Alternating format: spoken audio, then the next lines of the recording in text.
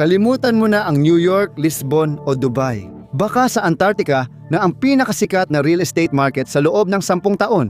Seryoso, mula sa mga bagong oportunidad sa trabaho hanggang sa paghahanap ng kanlungan at pagbabago ng iyong pisikal na katawan. Narito kung bakit gusto mong mag-empake at mag-book ng one-way ticket sa dulo ng mundo.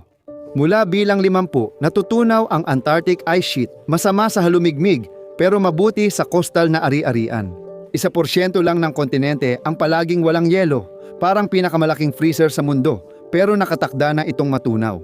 Ang lugar ay umiinit ng 5 beses na mas mabilis kaysa sa karaniwang temperatura ng mundo, kaya lahat ng yelong yon parang gagawa ng magic trick at mawawala na lang bigla. Natutunaw ito ng 100 at 47 bilyong tonelada kada taon, katumbas ng 25,000 malaking piramide na dumudulas sa dagat. Pwede kang unang kumuha ng lupang ito habang natatakpan pa ng yelo bago pa maging tabing dagat.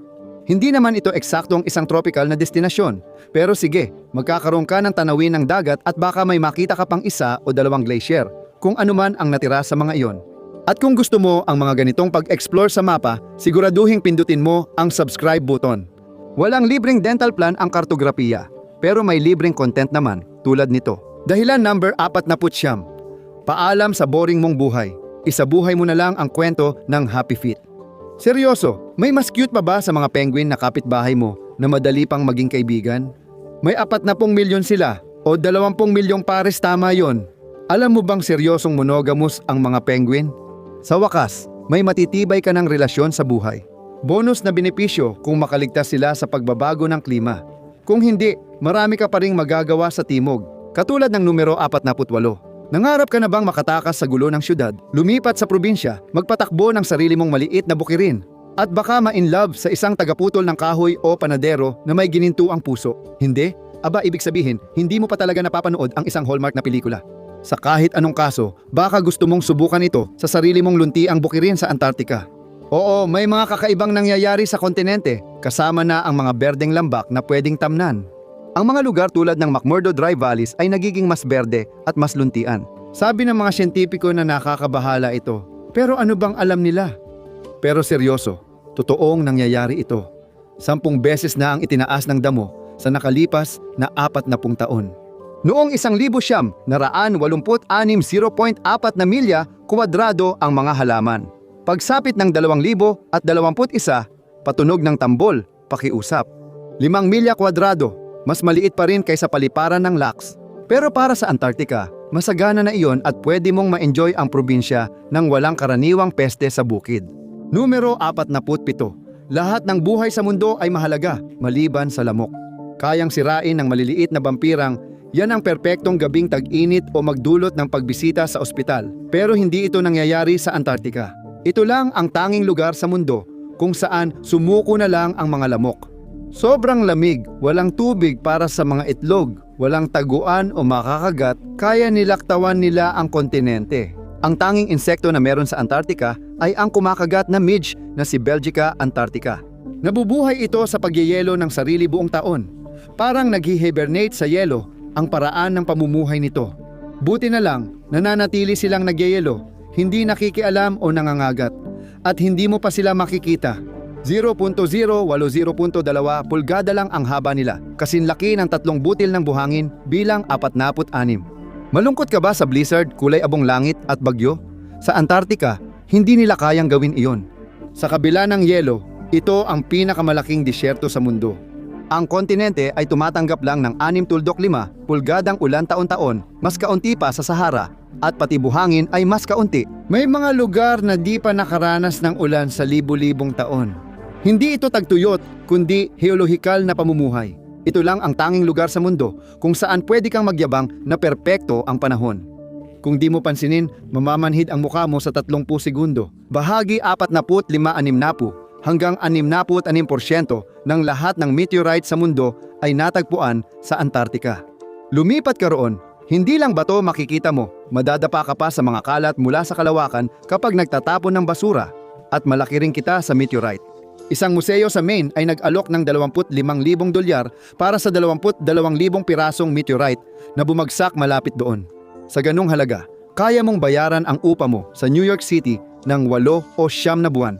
Pero may kapalit yan. Bawal pa ngayon magbenta ng meteorite mula Antarctica. Pero kung may tumira na roon at magbago ang batas, posibleng mag-iba ito. Mahigit 45,000 na meteorite na ang natagpuan sa kontinente. Subukan mo na ang swerte mo. Mukhang astig ang Space Rock Hunter sa LinkedIn kung hindi magtagumpay ang plano mong maging Space Rock Millionaire. Huwag kang mag-alala. Hindi pa rin pumapalya ang Antarctica. Dahilan, Hapan 44. Travel hack. Iwasan ang mahal na biyahe papuntang Norway o Alaska. Kung gusto mong makita ang Northern Lights, subukan mo na lang ang Southern Lights.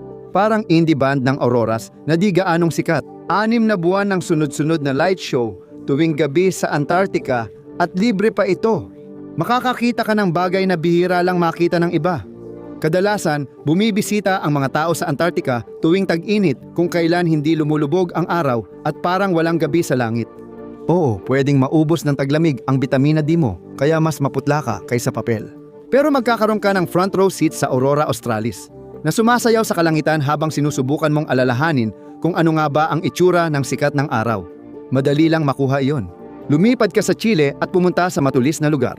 Sumakay ka ng 4 na oras na lipad sa nagyeyelong tubig ng kamatayan at lumapag sa yelo. Magdasal ka. Hindi biglang magdedesisyon ang piloto na, alam mo, huwag na lang at tada. Maligayang pagdating sa Antarctica. Sulitin mo ang rave ng kalikasan. Kahit walang electronic dance music, lumipat ka dito at siguradong papayat ka. Di mo ba alam na Antarctica ang ultimate crash diet? Limutin ang keto. Mabubuhay ka sa nagyelong pagkain. Karamihan ng pumupunta doon ay bumabalik na mas magaan ang timbang.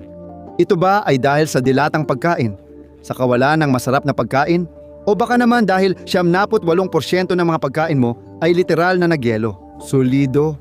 Kaunti pero dahil sa lamig. Hindi lang ehersisyo ang paraan para pumayat. Ganon din ang sub-zero na temperatura kung saan nagsusunog ang katawan ng maraming kalorya para mabuhay. Ayon sa United States Department of Agriculture, dapat kumain ang mga Amerikano ng 1,600 hanggang 3,000 kalorya araw-araw. Pero halos walang sumusunod dito. Sige, mangarap kayo. Mga siyentipiko sa McMurdo, kailangan nila ng 3,000 at 205,000 katumbas ng 8 Big Mac kada araw. Para lang mabuhay, kainin mo lahat ng junk food at lumiit ang damit mo. May mas okay pa bang patalastas para sa Antarctica? McDonald's, alam mo na gagawin. Tungkol sa sukat na 42, kilala mo yung Patagonia jacket na ₱100 ang presyo. Yung dinala mo pa uwi nung nangakong magiging hobby skier ka, pero ngayon napabayaan na lang at nag-iipon ng alikabok dahil mas pinili mong mag-Netflix na lang. Lumipat ka sa Antarctica at magagamit mo na yon. Kailangan ng maraming damit sa Antarctica para mabuhay. Kailangan mo ng waterproof at windproof na jacket para maprotektahan ang mga daliri mo sa kamay at paa. Ang Canada Goose ay nagbibigay ng malaking pulang parka. Para sa nagtatrabaho sa United States Antarctic Program, umaabot din ito sa $2,000. Kaya mag-ipon ka o mamatay sa pagsubok. Literal na isa pang benepisyo. Hindi mo kailangang mag-alala sa fashion, mataas o mababang baywang ng maong. Wala kang pakialam. Hindi umaabot dito sa malayong timog Antarctica ang mga uso sa TikTok. Mas praktikal ang pananamit dito kaysa sa pagiging fashionable. Isipin mo kung may merino wool na panloob, long-sleeved na kamiseta, fleece, at parka, hindi ka magkaka-frostbite at makakatipid ka pa sa damit. Bilang 41, magkaroon ng bagong accent. Sa Rotera, nagkakaroon ng sariling dialekto ang mga mananaliksik. Ang mga siyentistang nagsasalita ng Ingles doon ay nagkakausap lang sa isa't isa ng 6 na buwan ng sunod-sunod, paminsan-minsan ay gumagamit pa ng mga imbentong salitang islang. At hindi na magiging pareho ang kanilang wika kahit papaano hanggang sa makauwi sila. Ang iba't ibang accent mula Irish hanggang Southern ay nagbunga ng kakaibang pagsasanib. Makalipas ang 6 na buwan, napansin ng mga tao ang pagbabago. Isipin mong lumipat sa Antarctica at manirahan kasama ang mga tao mula sa iba't ibang panig ng mundo. I-enjoy mo ang bago mong Boston dialect na may halong Hindi at French accent. Sige, nagiging beachfront property na ang Antarctica. Lahat ng kapitbahay ay nakatoksido at hindi na mahalaga ang fashion. Mga nasa negative 80 degrees at sa totoo lang, parang yan ang glow up na kailangan ng planeta habang patuloy itong lumalamig. Dahilan number 4 na po, sobrang mahal ng renta. Ang mga grocery ay kasing mahal ng bayad sa kotse. Pero sa isang Antarctic Research Station, walang renta, walang bayarin, walang grocery run, libre ang tirahan at pagkain. Kasama na ang kumot, tuwalya, at gamit para sa malamig na panahon. Makatitipid ka ng pera hanggat gusto mo. At ang kapalit lang ay makaranas ka ng cabin fever at dahan-dahang mabaliw. Mas okay na ito kaysa magbayad ng dolyar, 2,500 kada buwan sa maliit na kwarto sa East Los Angeles. Pero kung balak mong tumira sa labas ng istasyon, good luck. Dapat mong malaman paano ka magkakamit ng supply, init at mabubuhay. Kung magtatayo ka ng bahay sa Antarctica, di mo na kailangang isipin ang upa o buwis sa ari-arian. Karamihan dahil walang makakakita sa iyo doon. Isa pa, hindi mo na kailangan isipin, number 39. Naalala mo ba yung siraulong lalaki sa kanto? Yung nagsasabi ng, alam mo, hindi totoo ang oras pare. Tama siya sa isang banda. Maraming time zone ang Antarctica ng sabay, hindi lahat pero marami. 10 lang mula UTC, -3 sa Palmer Station, hanggang +12 sa McMurdo. Kakaiba talaga ang konsepto ng oras sa Antarctica, kahit papaano.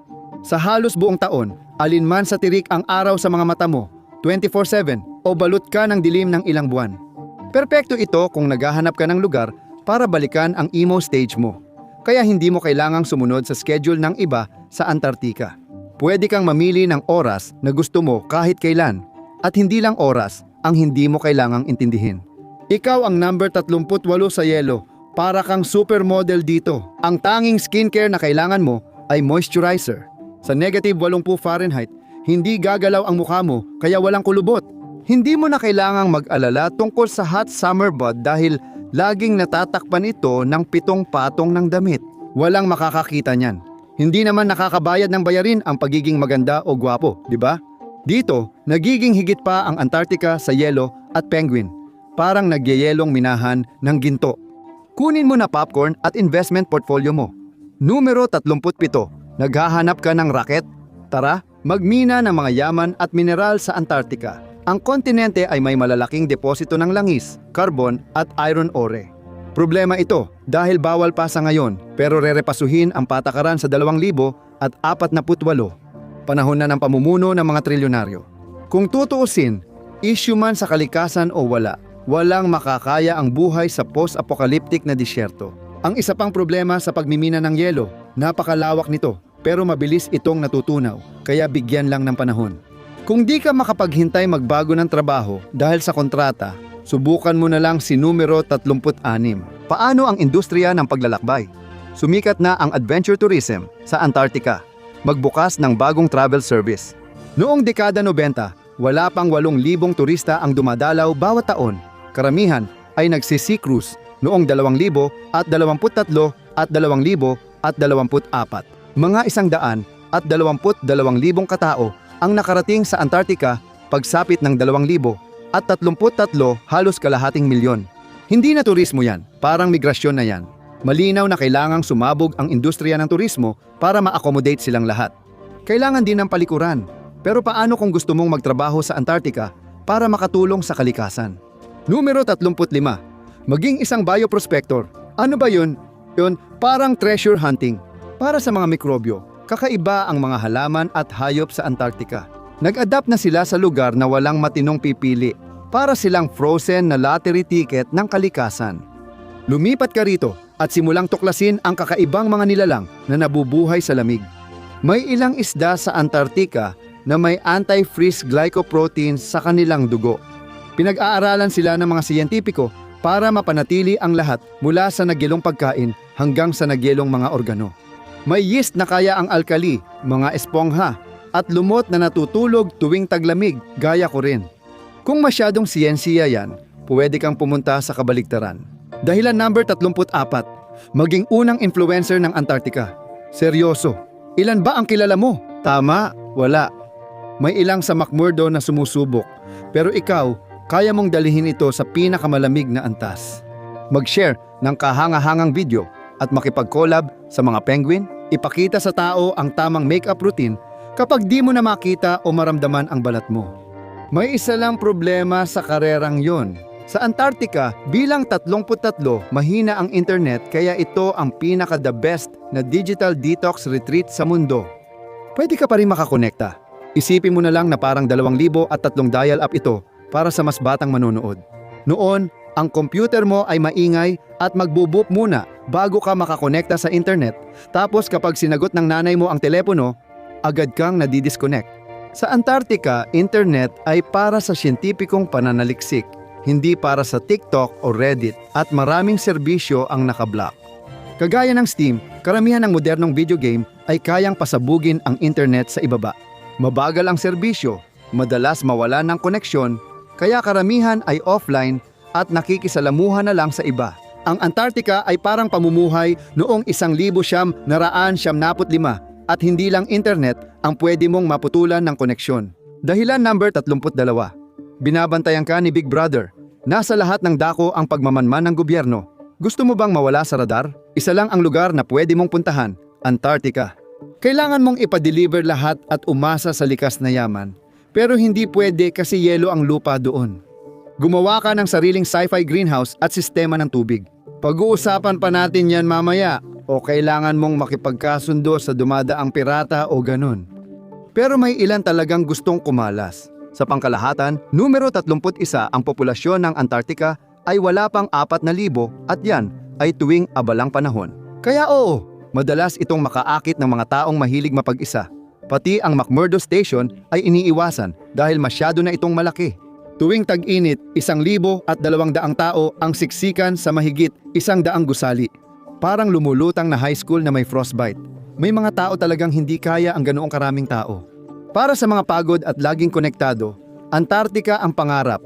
Walang notifications, walang tao. Ikaw lang, ang yelo, at iyong mga iniisip. Sa Antarctica, libre ang tirahan, walang upa, at parang di tumatanda sa sobrang lamig.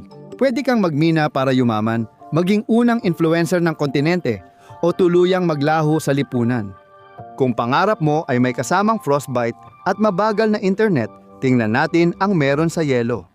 Bilang 30, magpaalam ka na sa mga naglalako ng paninda sa bahay-bahay, mga usisero mong kapitbahay, at doon sa isang homeowners association na tao na sinusukat ang damo na parang Olympics sa Antarctica. Ang kumakatok lang ay hangin o baka penguin na humihingi ng merienda. Ito ang paraiso ng introvert. Walang party, small talk o biglaang bisita.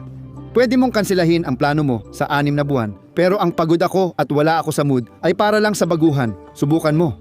Natrap talaga ako sa Antarctica. Hindi agad makakapakialam ang magulang mo sa mga desisyon mo at walang boomers na nagyayabang tungkol sa hirap ng buhay noon. Subukan mong mabuhay sa negative 80 degrees na walang wifi, Janet. Kailangan pa nilang maglakad ng 4 na milya papuntang paaralan. Umaabot ng 100 degree ang inyong taglamig.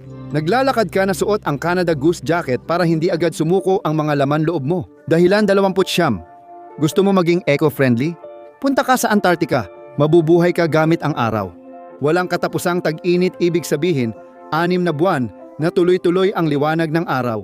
Walang paglubog ng araw, walang anino, puro araw lang at walang mga vampira. Parang nakalimutan ng kalikasan pindutin ang off switch dahil 24 na oras ang sikat ng araw at ang yelo ay nagbabalik ng liwanag mula sa lahat ng direksyon. Parang nasa loob ka ng malaking solar panel, lahat ng baterya kaya mong i-charge. Pati si Greta may inggit. I-enjoy ang tagumpay ng renewable energy. Kayang paandarin ng solar power ang buong outpost mo, init, ilaw at coffee machine, lahat guilt-free. Sino pa ang kailangan ng fossil fuels kung ayaw namang lumubog ng araw? Marami pa kaming dahilan para sumali ka sa Penguins, pero ang pinakamaganda ay paparating pa lang. Abangan ang top 3. Baka mapaisip ka pang maghanap ng flight papuntang South Pole. Dahilan 28, makahanap ng ginhawa sa allergy mo. Hindi naman ito lunas, parang pahinga lang. Sa Antarctica, walang damo, walang bulaklak, puro kapayapaan, yelo, at ilong na maayos ang paghinga. Ayon sa maraming mananaliksik na may seasonal allergy, halos nawawala ang kanilang sintomas. Sa Antarctica, walang puno at 99% ng mga halaman sa mundo ay dahilan nito. Masama ito. Iniulat ng ilang mananaliksik na muling bumabalik at lumalala ang mga sintomas ng mga umalis. At may iba na nagkakaroon ng allergy kahit dati wala. Ayon sa pag-aaral, 1/3 ng mga nagbalik mula Antarctica ay mas matindi ang reaksyon sa pollen at alikabok kaysa dati. Lumabas na ang paggugol ng ilang buwan sa pinakamalinis na hangin sa mundo ay nagiging dahilan para makalimutan ng iyong katawan kung ano ang alikabok. Ang magandang balita, pansamantala lang ito, kadalasan. Maaaring konektado ang allergy sa isa pang gawain ng mga tao sa Antarctica. Bilang 27, kung hindi ka mahilig maligo o maglinis ng katawan, pumunta ka sa Antarctica. Normal lang doon ang bihirang maligo. Dahil limitado ang tubig, ilang araw o linggo ring hindi naliligo ang mga siyentipiko sa base. Kaya lahat ba ng polar base ay amoy parang porta potty sa Coachella? Hindi naman talaga. Pinapatay ng sobrang lamig ang karamihan ng bakterya na sanhi ng amoy at malabong ka ring pagpawisan. Maraming tao sa paligid mo ay parang laging may sipon. Ilang linggo nang sumuko ang ilong nila matapos ang buwan sa yelo. Walang nakakasinghot ng kahit ano na sa totoo lang baka mas mabuti na rin. Mamuhay ng hindi mapanghusga, hindi lang sa paliligo. Bilang 26, lumayo ka sa mga pinakanakakainis mong kamag-anak. Lumilipad lang ang eroplano papuntang Antarctica tuwing Austral Summer, Nobyembre-Pebrero. At mahirap pa rin ang biyahe. Kailangan mong lumipad papuntang Christchurch, New Zealand, tapos sumakay ng hindi komportableng eroplano papuntang McMurdo na parang layo ng New York hanggang Los Angeles. Mukhang madali. Maliban sa parte ng mga taong kailangan lang pumunta roon ang pwedeng sumakay sa flight. Hindi ito araw-araw na ruta at madalas may delay. Asahan mong maghintay ng ilang araw para gumanda ang panahon. Literal, parang sumasakay ka ng JetBlue. Tungkol naman sa iba pang mga ginhawa ng bahay, sagot na ng Antarctica yan. Sa 25, di mo na kailangan ng ref. May steak ka, ilagay mo lang sa labas ng pinto. Mainit inumin mo, ilabas mo ng 5 minuto. Kung ang ref ay 35-38 degrees Fahrenheit, parang mainit na araw ng tag-init sa Antarctica. Ang problema mo ay hindi pagkain na nasisira, kundi ang sobrang tigas pag nagyayelo. Yung burger na iniwan mo sa labas, parang hockey puck na yan ngayon. Mas mabuting i-defrost mo muna ng ilang araw bago kainin sa hapunan. Sa magandang banda, makakatipid ka sa kuryente para sa pag-iimbak ng pagkain, pero mababawi rin sa gastos sa pagpainit para hindi ka magka-hypothermia. At marami ring pagdadaanan ang katawan mo. Bilang 24, baguhin mo kung sino ka sa loob, literal. Nakita ng siyentipiko na ang madalas na pagkain ng dilata at kakulangan sa iba-ibang pagkain ay nakakaapekto sa gut microbiome. May ilang masamang bakterya ang bumababa. Yung iba na may kaugnayan sa pamamaga ay tumataas. Kaya di tiyak kung mabuti o masama. Pero pag matagal ka doon, malalaman mo rin. Talakayin natin ang ilang cool na bagay na pwedeng madiskubre sa Antarctica bilang 23. Mayroong ilang mga abandonadong base sa kontinente. Kung mahilig ka sa urban exploration, pwede mong tuklasin ang mga pinakamalamig at di kilalang abandonadong lugar sa mundo. Mahilig ka ba sa mga gamit ng espiya noong Cold War? Swerte ka, may natira pa sa Antarctica. 2 sa mga abandonadong base ay pag-aari ng Unyong Sobyet, ang A.B. Dobrovolsky Station, na minsan ay ginagamit ng mga Polish at ang Pole of Inaccessibility. May sabi-sabi na may mga nakabaon pa ring teknolohiyang Soviet doon. Mga nagyelong radyo, kalawangin ng mga kagamitan, baka pati KGB snowmobile pa. Parang ukay-ukay ng mga kontrabida ni James Bond. Baka ma-inspire ka doon. Numero 22. Saan pa ba mas mainam magtayo ng lihim na lungga ng kontrabida kundi sa Antarctica? Maging isang relaxed na kontrabida? Pag-isipan mo, mga sandatang kayang wasakin ang mundo ay nakatago sa yelo, habang ang mga tauhan ay naglalakad sa nagyayelong dome na balot sa balahibo, ligtas at malayo sa mga alagad ng batas. Oo, nakakainis para sa sino mang tumatakas mula sa ikatlong digmaang pandaigdig, tapos biglang makasalubong ang isang lalaking ang pangalan ay Dr. Frostbite. Bahala na sila doon. Gusto mo ng mas practical na career plan? Sige, numero 21.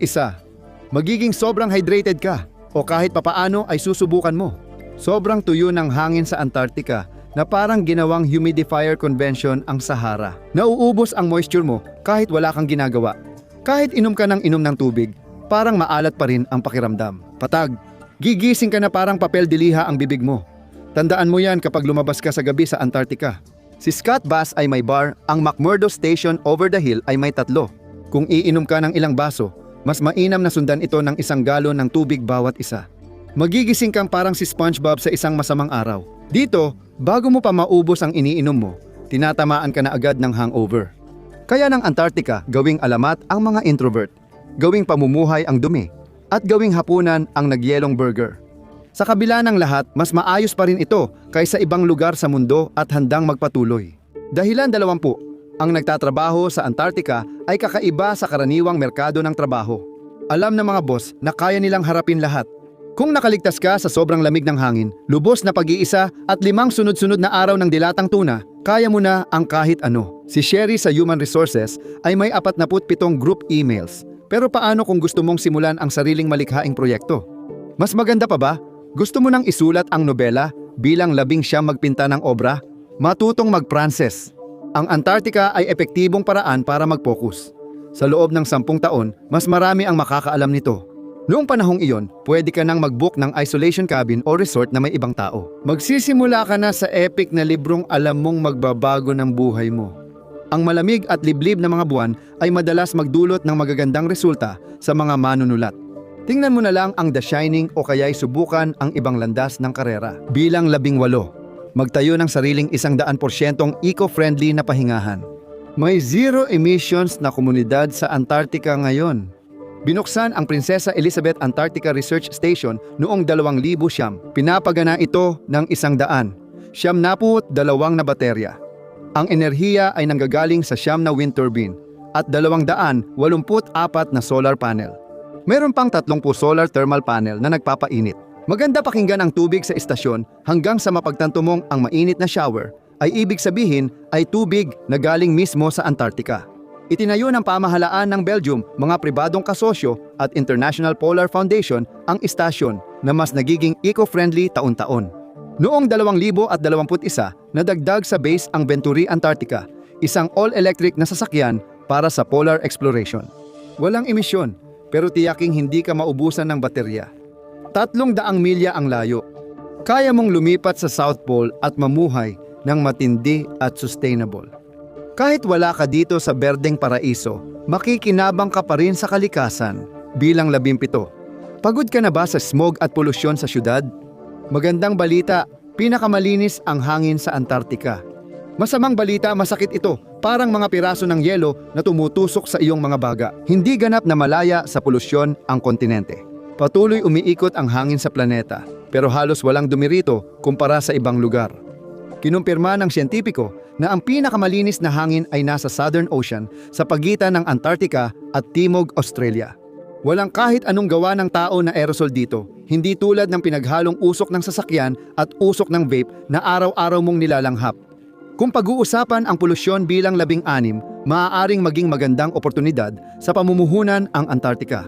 Kapag umatras ang ibang bahagi ng mundo dahil sa pagbabago ng klima, nagiging kaakit-akit ang Antarctica. At kung nakabili ka na ng lupa roon, congrats! Opisyal ka ng pinakamalamig na real estate tycoon sa mundo. Pumili ng maayos ng lote. Huwag magtayo ng climate hub sa glacier na malapit ng mahulog sa dagat. Swak na sa tema yon at hindi naman ganoon komplikado ang pagtatayo ng climate hub. Dahil sa dahilan number 15 sa Antarctica, ang minimalism ay hindi lang estilo ng pamumuhay, kundi paraan ng pag-survive. Napakamahal magpadala ng kahit ano sa dulo ng mundo. Oo, may 3 post office doon, pero kung delivery network ang itawag mo, pilit na yon. Kung sa tingin mo mabagal ang United States Postal Service, mas mabilis pa rin ito, kaya mas mainam matutong magbawas agad ng gamit. Walang kalat, walang sentimental na bagay. Kung hindi kasya sa maleta mo, may iwan na lang yon. Alam mo ba, sa post office, mas okay kung wala kang appendix. Yan ang patakaran. Ayaw ng kahit sino maoperahan ng penguin na may scalpel. Bilang 14, gusto mo bang maging sentro ng atensyon sa isang dinner party? O gusto mo lang may masabi sa susunod na lumabas ka ng bahay? Nakatira ka na sa Antarctica, isang karanasan na kakaunti lang sa ilang libong tao ang pwedeng ipagmalaki mula sa 8 bilyon o 15 bilyon o kung ilan man tayo pagdating ng 2035. Isa kang unicorn na nilamig ng yelo.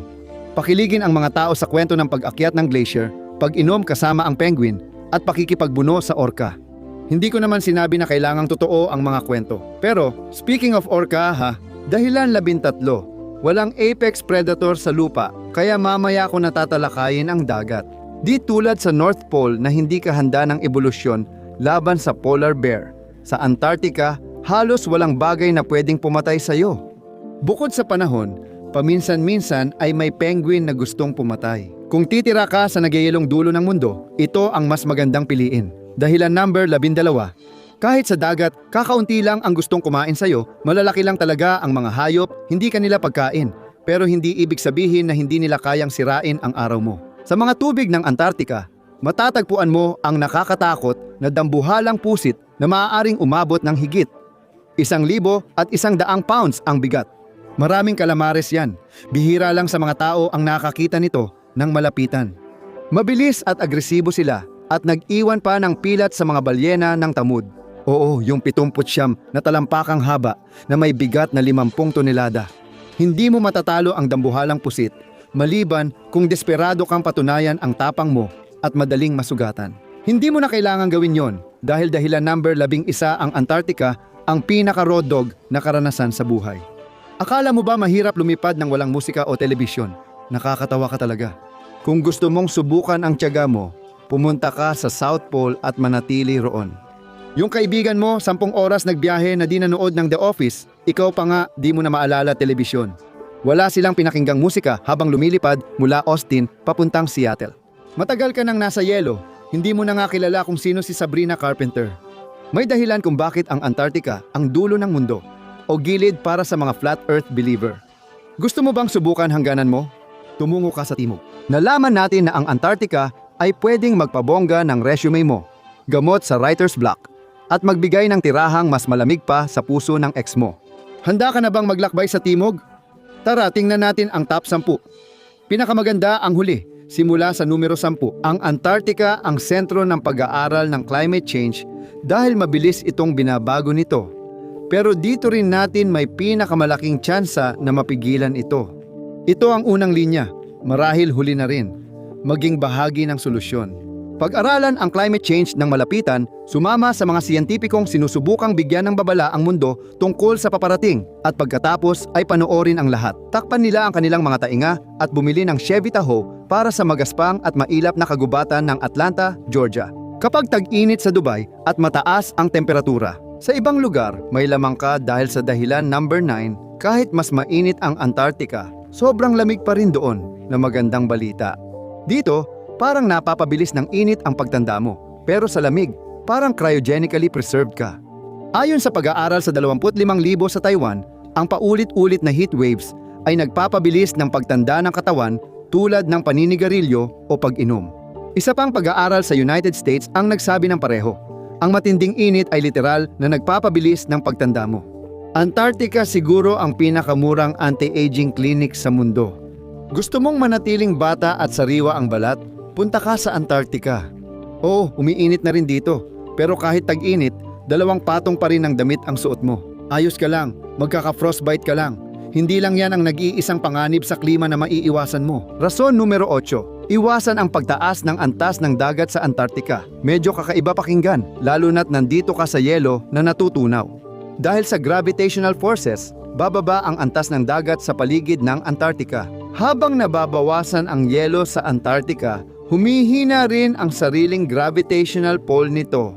Ano ang ibig sabihin nun? Bumababa ang antas ng dagat sa paligid ng kontinente? Samantala, abala ang mundo sa muling pagsasadula ng Noah's Ark Part 2. Karaniwang taas ng kontinente ay 8,200 talampakan. Sa 2,050 tataas ang dagat ng 10-12 pulgada. Ligtas kang nasa itaas nito, sa ibabaw ng isang malamig at tinatangay ng hangin na yelo. Yehey! Pero mas maraming tubig, mas maraming problema. Dahilan numero 7, papasok na ang mundo sa mga digmaan dahil sa tubig.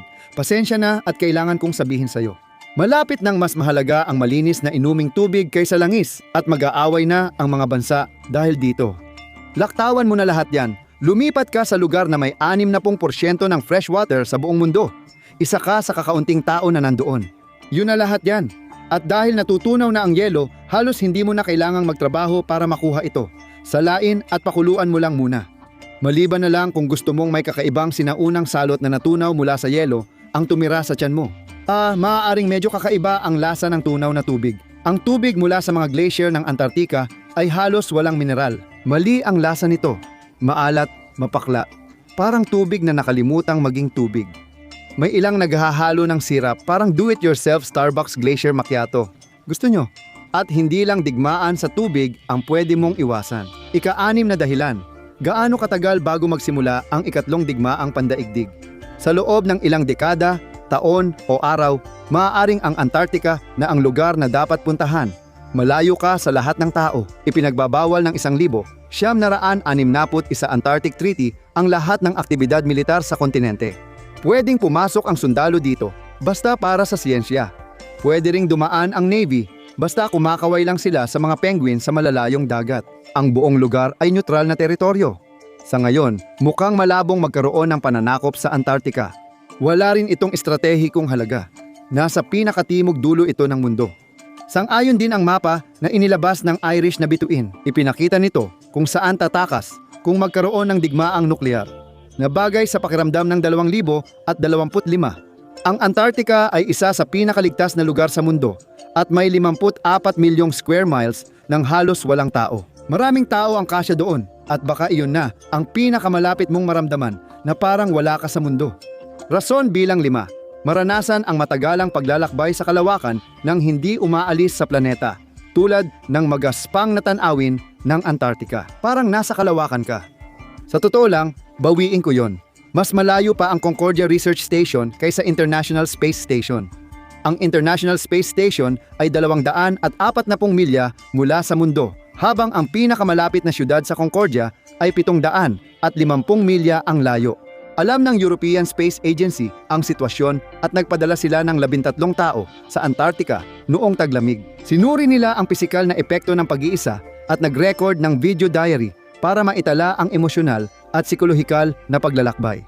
Sa madaling salita, parang Blair Witch Project, South Pole Edition, na stranded ang ESA team matapos umalis ang huling eroplano noong Pebrero. Ang susunod ay darating pa sa Nobyembre. 9 na buwan, walang labasan, walang sagip, walang balita kung may nag-resort sa kanibalismo.